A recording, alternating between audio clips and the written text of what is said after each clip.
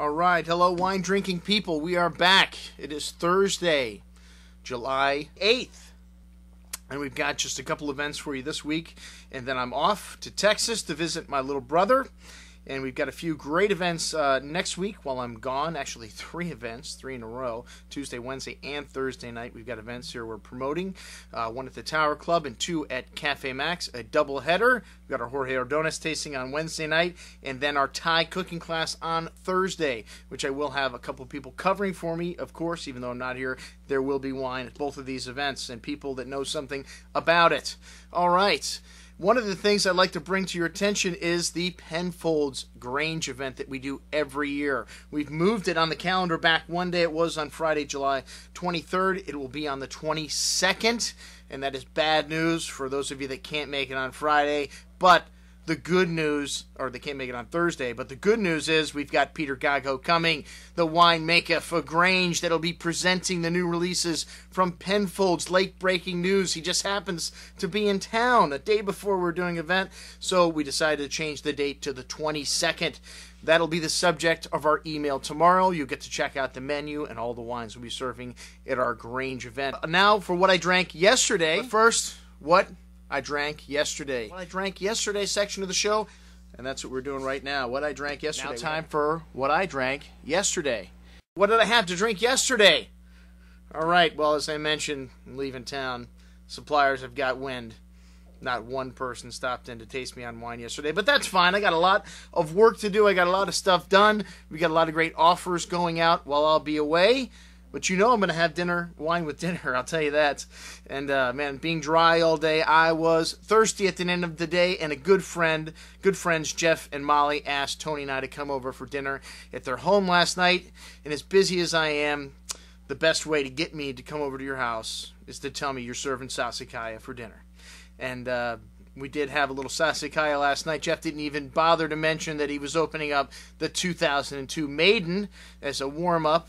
And Tony, of course, was drinking Chardonnay, which she does drink. She's drinking a little more red now, but, you know, I always feel lucky whenever we're opening up big guns like Sassicaia and the Maiden, and she says, oh, well, I think I'll have Chardonnay. You know what that means. More Maiden and Sassicaia for me and Jeff, because I think Molly was drinking cocktails as well.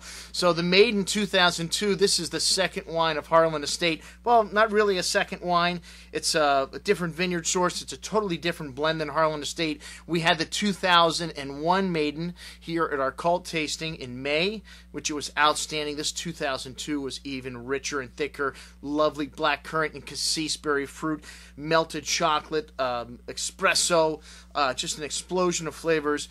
Bill Harlan and Bob Levy are geniuses. Anything these guys do is outstanding. And the 2002 Maiden, still a baby, but drinking beautiful last night. And Molly cooked up an incredible meal.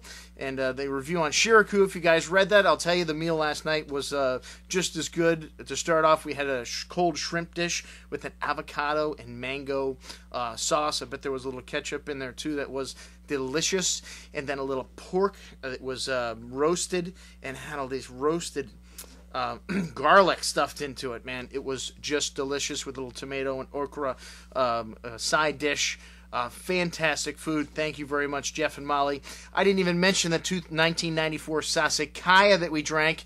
Beautiful Sassicaia, one of my favorite Super Tuscans. Sassicaia is from the Bulgari region, and most people think of Tignanello as the first Super Tuscan, but Sassicaia's first commercial release was 1968. They'd been making wine at the property for 10, 15 years at least before that. But a few years before Tignanello, which was first released in 71, we have Sassicaia, which is a blend of approximately 85% Cabernet Sauvignon, 15% Cabernet Franc, and a beautiful wine, a real blockbuster Cabernet, like I said, the first of the Super Tuscans.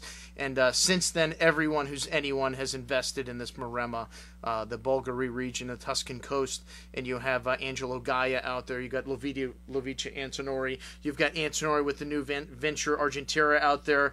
You got Guado Altasso. A lot of great properties now in Bulgari. And hey, we just happen to have a great collection of Sassicaia in the store at the moment. And don't be fooled, 1994 was not a great vintage. I know those of you that know Sassicaia, you're thinking, wow, how was it? It was fabulous. Even off vintages of Sassicaia drink drink nice. This wine had this lovely red cherry, red currant fruit, really soft tannins, a little bit of spice, some lovely minerality and earth components to it, a little bit of chocolate still. Very nice, drinking at or near its peak, the 1994 Sassicaia. Check out all the Sassicaia that we've got in the store. I'm your host signing off for the Wine Watch, saying remember, always drink the good stuff first.